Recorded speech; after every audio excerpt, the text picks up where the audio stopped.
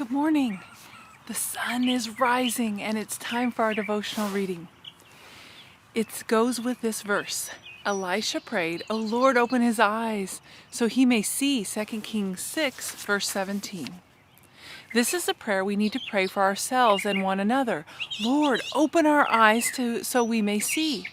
We are surrounded, just as the prophet Elisha was, by God's horses and chariots of fire, 2 Kings 6, verse 17, waiting to transport us to places of glorious victory. Once our eyes are opened by God, we will see all the events of our lives, whether great or small, joyful or sad, as a chariot for our souls. Everything that comes to us becomes a chariot the moment we treat it as such. On the other hand, even the smallest trial may become an object crushing everything in its path into misery and despair, if we allow it. The difference then becomes a choice we make. It depends not on the events themselves, but on how we view them. If we simply lie down, allowing them to roll over and crush us, they become an uncontrollable car of destruction. Yet if we climb onto them as riding in a car of victory, they become the chariots of God to triumphantly take us onward and upward. There is not much the Lord can do with a crushed soul.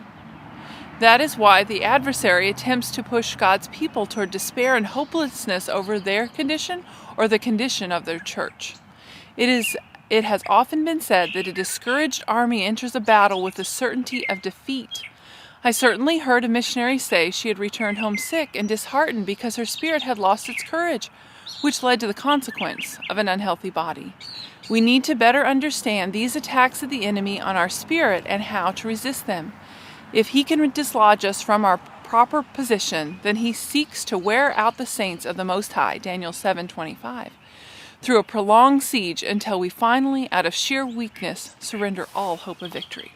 So today, on this resurrection morning, do not surrender hope of victory. Yeah, we're about to have a sunrise service here, remembering the resurrection.